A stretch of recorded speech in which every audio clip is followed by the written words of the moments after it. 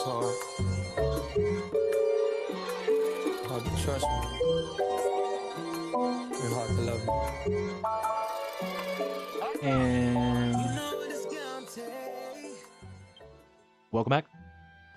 Welcome back. We're into the Druid quest over here, back on our vocation station nation, ready to sweep the nation with a little bit of vocation creation, sensation to be craven. Guys, welcome to the playthrough. And like I said, it's Druid time. So in the Druid class, like we've done before, you got to upgrade that B periodically to get higher and higher classed summons. So that's what we're doing today. Our summon is level 90, so you want it to be a little higher than that. Or is it 100 now? I think it's 100 now. You want it to be a little higher than that. I think 120 is the max, and when it's 120, oh boy, can we do some fun stuff. Lots of damage, lots of healing capabilities, but that's neither here nor there. Before we get into the topic of today's videos, let's discuss what we're doing gameplay-wise over here. We have our first quest of the level 110 crisis, where we have to solve a little bit of the Yang clan dispute. And the topic of this quest in particular that we're starting out with is, I want to say it's Yang is her name, or his name, their name. I'll call him they, because it's a little ambiguous, the gender. But Yang is feeling off, so we go to Yin, and the priest here, to talk about it. And they say we can give them a gift of a flower, and that will make them feel better, because I don't know, gifts make everybody feel better, right? So that's our goal here today. We're gonna go to the Sunset Meadow and collect some stuff in order to craft the gift, get the paper for it and all that good stuff. But over here, what I'm doing is you have to talk to a certain NPC, and I went to the wrong one. This is to start the last quest, I believe, the last chain of the quest lines that are in the mythology, which you indeed have to do for story progression, but you also have to do these quests. So make sure you get those done.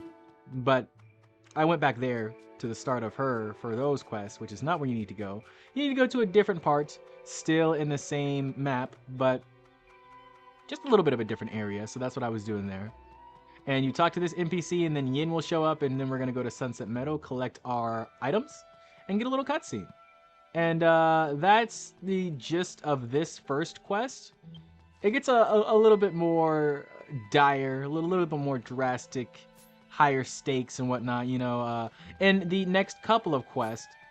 But for now, we're starting out easy breezy, just collecting gifts. We're setting up, you know, allow us to set up a little bit here, please and thank you.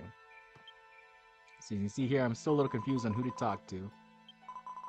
We have this lady that looks suspiciously like Haru Run, but that's okay. And we got this guy over here. Once again, I don't think he is the NPC either. He might be the NPC. Actually, he is the NPC. You need to have a talk to. And then I believe we get a visit here from our friend.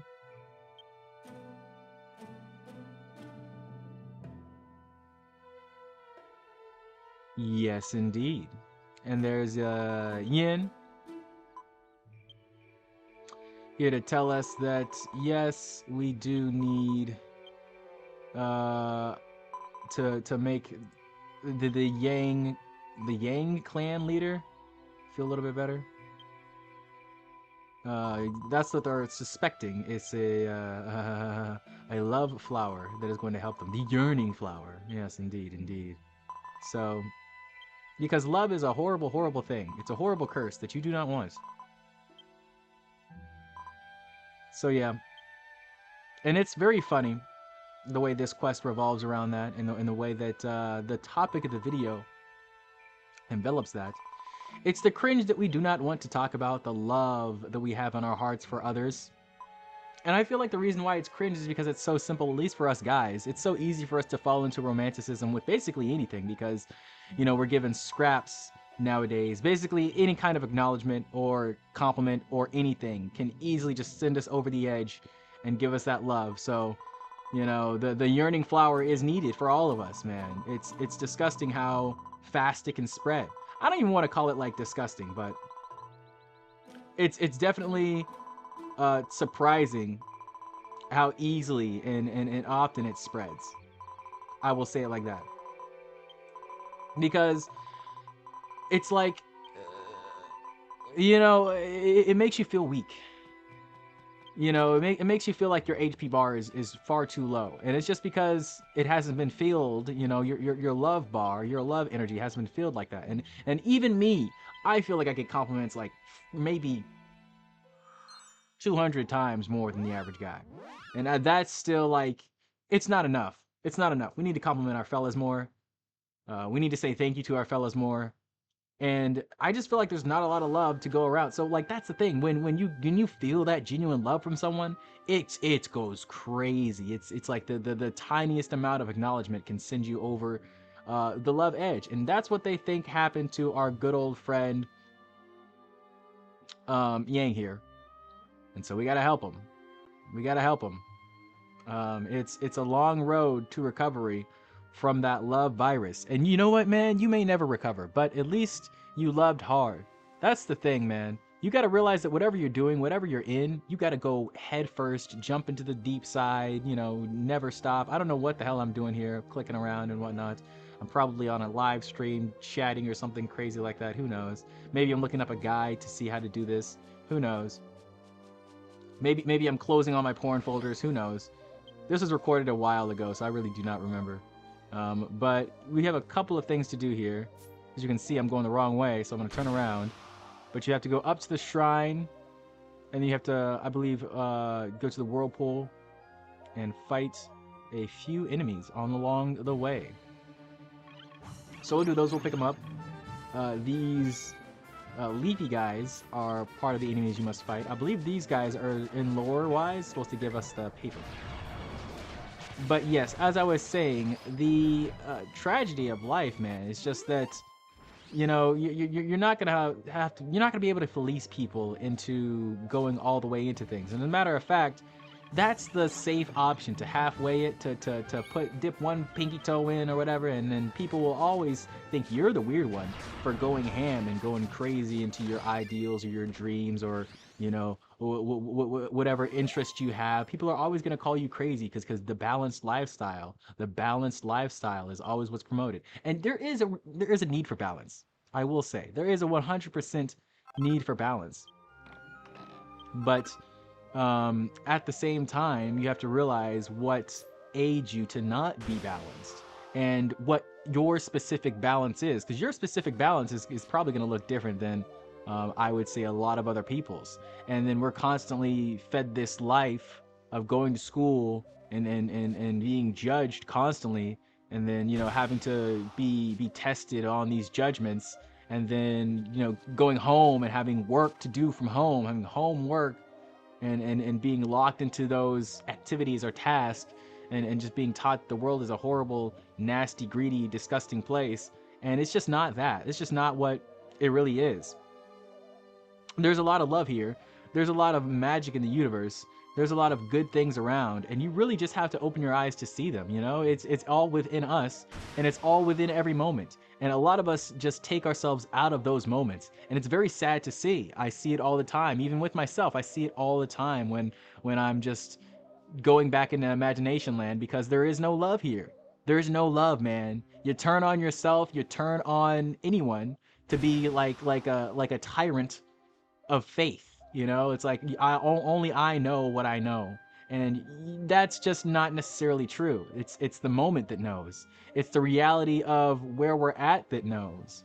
It's the nose that knows, and the nose can't smell the past or the future. You know, you smell something from the now, and it takes you to the past, but you don't smell the past. You can't just be in a room with no smells and bring your nose back to smell those sensations that you once smelled. You know, you got to really think of the moment as your one true love, your one true pairing. Because that's what really gives us the love that we are seeking in all these other places that may or may not truly love and cherish and protect us. That's what we're really seeking. We're seeking the love of the moment, not really the love of another. But I realize a lot of people get that confused, you know, of just being here, because that's what the compliments do. The compliments, you know, the acknowledgments, the saying that you exist and you matter and you are a bright, good egg and a nice person. That magic brings us back to the moment. Every time it brings us back to like right here. It's like right here I am enough because this person says so. So right here I am viewed as a beauty, as a treasure, you know. And if you disregard those moments and you're like, oh no, that's not me, or I can't take this compliment, or blah blah blah, you're taking yourself out of the moment, because in this moment they are viewing you as that beautiful creature. So you are in this moment. But then that's where we have to stop ourselves, because if you go too much deeper than that, then you get into these traps where it's like, but I did all these things and I was like this and I was like this and I was like that and I was like that and I was like this and I was like this. So why is the moment still not here? But that's like, come on, man. Did you hear what you just said? Why is the moment still not here? Because the moment passed. You know, you were the shit, and now you are no longer the shit. Which is why we just have to stay in the moment and realize that love is fleeting. But love is everywhere, and as long as we recognize that it is fleeting and that it will always come back like a boomerang, then we are allowed to release it. You know, it's like holding sand in your palm. You all know when you hold sand, you kind of gotta like palm it. You can't squeeze it and really, you know, grab it like that. You kind of gotta like hold it soft palmed, if you will, and grasp it a little bit, especially if it's the really really dry stringy sand, you know, and you try to just grip it tightly. Or like water, you know, you can't really do that with water either. You got to cup the water. You gotta hold your palm out for a water spool. You know, you can't really just jump in there and start scooping up water crazy willy-nilly shilly billy. You gotta have a little bit of water grace to it. And so I say all this to say, we are tyrants of our own lives, and we can turn this around, people. We can turn this shit around. Just like Yang and Ashashi, or I'm sorry, Yoi. I don't know why I call them Yang. I call them Yin and Yang because that's the clan names. That's probably what I was doing. But it is so that they can, you know, reconcile with the love that's within their hearts. And you can see here they have these little note things here. Gonna give a couple of words of prayer for our yearning flowers. And it's very funny. I really connect to Yoi a lot in this mission because it's like, it angers me a little bit, you know? There's like a demon inside of me that's wrestling with the fact that I do have love in my heart that maybe, you know, perhaps I shouldn't have. And it's so simple for me to get it because it's just all I need is acknowledgement. That's it.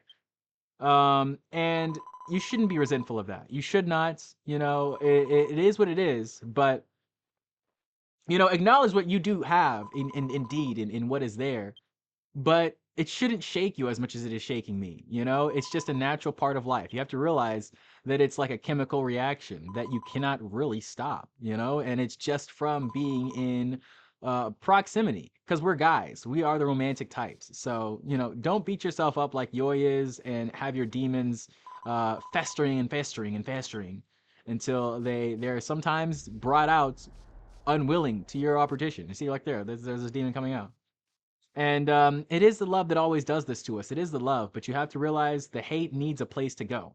So if you need to release that hate, find a way. You know, there's exercise, there's creative works, there's just talking it out with a friend, there's therapy. There's a lot of ways to get rid of your excess hate. And so pick one, pick a god and pray, and do what you have to do to make it there, to make it a reality that you won't have to essentially go through and block your blessings that may be there just for you to survive. Just for you to survive. Not to like prosper or be the best ever or Pokemon master and whatever, but just for you to survive as a thriving individual, as somebody who deserves the love that they give, you know? So don't fight it. I know it's so easy to fight it. Don't fight it. And remember to love yourself, guys. I appreciate you. We are almost at the end of this quest. So as we sign off here, we're going to do more Druid all this week, probably. And I will see you next time. Remember to subscribe and like the video if you want more people to see it. Subscribe if you want to see more of my stuff. I appreciate you so much. So much. And you guys have a great freaking day. Gotta get you wet first, shorty, you gotta love me, and baby, we can call it a truce. You know I don't got shit to prove. This is something you are.